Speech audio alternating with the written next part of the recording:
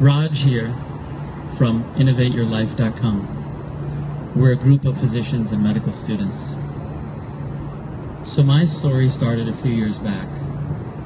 I was in business school, I was an entrepreneur, I sold a company, and then I decided in my 30s, I went through a certain tragedy in my life, and I looked to spirituality for answers. And there was a priest, a pundit, who guided me and said, you need people to survive. That's your karma. So I was crazy and decided to go to medical school. I thought I'd walk into a classroom of do-getters, happy people, energized people. But instead, I met with many people who bullied me. I met with many people who didn't sit next to me. I met with a lot of people who gave me names and tried to tarnish my image.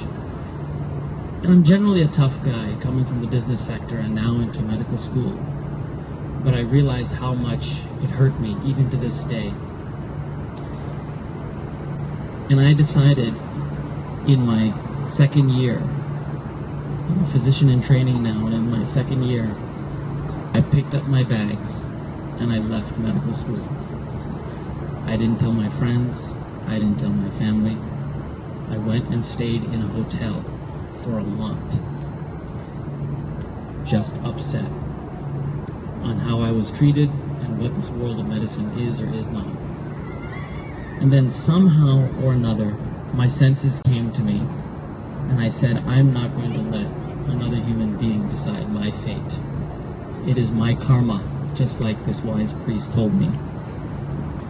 I picked up my upset self, feeling so bad for myself, picked up those bags, went back to the dean, and I said, I'm coming back. Here's your money, put me back in the classroom. And I stayed, and I dealt with all of those fellow physicians in their moments of stress and their anxiety and their own depression and how they took it out on another human being.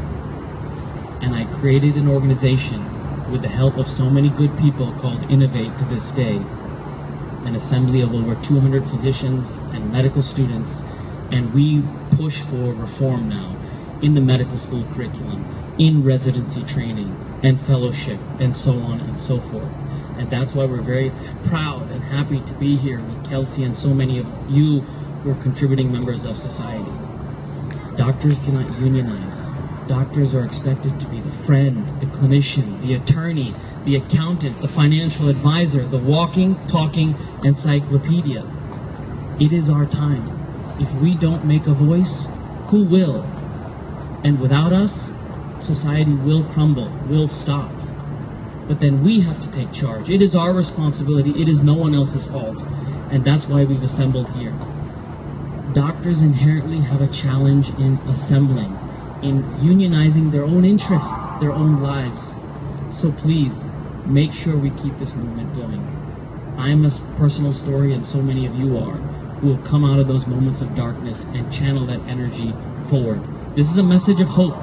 This is not a message of the past. This is not a message of squalor and upset. This is about what we do today and tomorrow coming. So everyone is responsible for this. The pre-med student, the medical student, the physician. It is your time, it is our time. It is a new age in medicine. If we do nothing, we deserve nothing. Please, move forward and innovate your life.